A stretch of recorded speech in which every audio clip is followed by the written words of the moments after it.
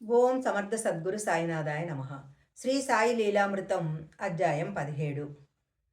బాబా ఒకరోజు నానాసాహెబ్ నిమోన్కర్తో, కాకా, నువ్వు రోజూ భాగవతం చదవరాదా అన్నారు. చదవాలనే ఉంది, కానీ నాకు సంస్కృతం రాదు అన్నారు నిమోన్కర్. పర్వాలేదు, నీకు మసీద్ తల్లే నేర్పిస్తుంది, నేర్చుకో అన్నాడు. అతడు అలాగే ప్రారంభించాడు. కొద్ది కాలానికి అతడికి ఆ గ్రంథము అర్థమై దీక్షిత్, జోగ్ మొదలైన పండితులకు కూడా జటిలమైన శ్లోకాలు వివరించగలిగేవాడు. తన పాండిత్యాన్ని గురించి అతనిలో అహంకారం తలెత్తిందో ఏమో. కొన్నాళ్ల తర్వాత అతనిని ఇతరులకు చెప్పేందుకు మనమెవరము, దాని వలన మనలో అహం బలపడుతుంది అని వారించారు సాయి.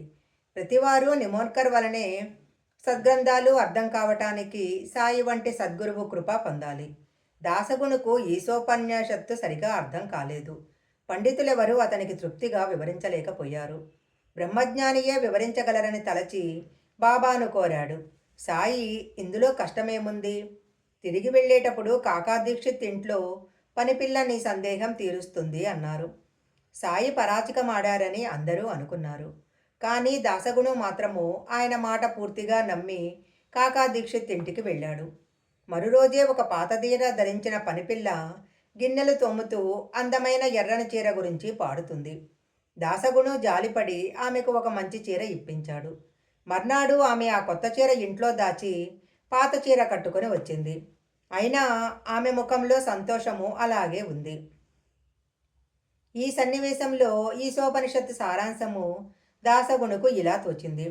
సుఖదుఖాలు మనోకల్పితాలు, సర్వము ఈశ్వరమయమని, ప్రసాదమని గుర్తించేవాడు ఏ పరిస్థితిలో అయినా కూడా ఆనందంగా ఉంటాడు.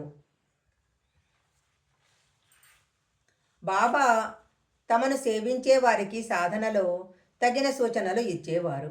సేవకుడు అబ్దుల్లా ఇలా చెప్పాడు. ఖురాన్ చదివేటప్పుడు కొనికిపాట్లు పడవద్దని బాబా చెప్పారు. కొద్దిగా తిను, రుచులకు పోవద్దు, ఒక వంటకం చాలు, ఎక్కువ నిద్రపోవద్దు అన్నారు. నేను ఒక రాత్రి ప్రార్థన చేస్తూ అరచేతిలో ముఖముంచుకొని కునుకు తీశాను. అప్పుడు సాయి, చంద్రుణ్ణి చూడటానికి ప్రయత్నిస్తున్నావా ఏంటి అన్నారు. నేను కొద్దిసేపటికి మళ్ళీ నిద్రకు తూగి ఆయన మీద పడ్డాను. ఆయన ప్రేమతో నా పాదాలు తట్టి లేపారు. నేను మరురోజు మధ్యాహ్నం దోసిట్లో నీళ్లు తీసుకున్నప్పుడు అందులో స్పష్టంగా చంద్రబింబం గోచరించి పులకరించిపోయాను. ఆ దర్శనం ప్రసాదించబోతానని ఆయన ముందుగా చెప్పారు. ఒక్కొక్కసారి ఆయన నన్ను చెడ్డగా తిట్టేవారు. నన్ను, జోగుని కొట్టారు కూడా. అది కూడా ఆశీర్వచనమే. ఆశ్రితుల భక్తి విశ్వాసాలను బాబా ఎన్నో రీతుల పటిష్టం చేసేవాడు.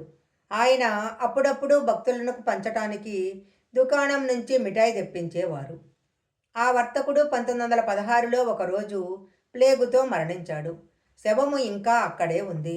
బాబా అప్పుడే మిఠాయి తెమ్మని నార్కేను పంపాడు. ధైర్యముంటే అలమరాలోని మిఠాయి తీసుకుపోమ్మని వర్తకుని భార్య చెప్పింది. అతడు భయపడుతూనే మిఠాయి తీసుకున్నాడు.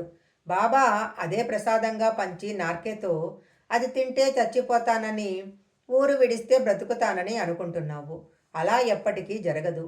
ఎక్కడున్నా సమయం వచ్చినప్పుడు మృత్యువు కొడుతుంది అన్నారు. బాబా ఒకసారి కుష్ఠరోగుల చేత బూది అందరికీ ఇప్పించేవారు. అయినా ఎవరికీ ఏ ప్రమాదమూ జరగలేదు. శ్రీమతి మేనేజర్ ఇలా చెప్పింది. వెళ్ళిపోతున్న ఒక కుష్ఠరోగిని వెనక్కు పిలిచి అతని మూటలోని పాలకోవా నాకిచ్చారు. ఆయన చర్య ఎవరికీ అర్థం కాలేదు. కానీ సాయి నా అసహ్యము గుర్తించి నాకు నమ్రత, సహనము, సోదరభావము బోధిస్తున్నారని నాకు తెలుసు. ఆయన శక్తి ఆరోగ్య సూత్రాలకు అతీతమని గుర్తించాను. ఒకరోజు సీతాఫలాలు అమ్మే ఆమె సీతాఫలాల విలువ ఎక్కువ చెప్పింది. సాయి చాలాసేపు బేరమాడి 10 అణాలకు 6 పండ్లు కొన్నారు. ఇంతలో ఇంకొక ఆమె ఆ పండ్లే తెచ్చింది. ఆమెకు 9 అణాలకు 10 పండ్లు ఇమ్మన్నారు బాబా. ఆమె వెంటనే ఇచ్చింది. అప్పుడు సాయి చెరొక రూపాయి ఇచ్చి, మొదట వచ్చిన పండ్లకు గిరాకీ ఎక్కువ కాబట్టి 6 పండ్లకు 10 అణాలు, తర్వాత వచ్చిన పండ్లకు విలువ తగ్గుతుంది కాబట్టి తక్కువ వెల నిర్ణయించాము. అయినా ఎవరి పుణ్యఫలం వారు పొందారు అన్నారు. పుణ్యసూత్రము ఎలా పనిచేస్తుందో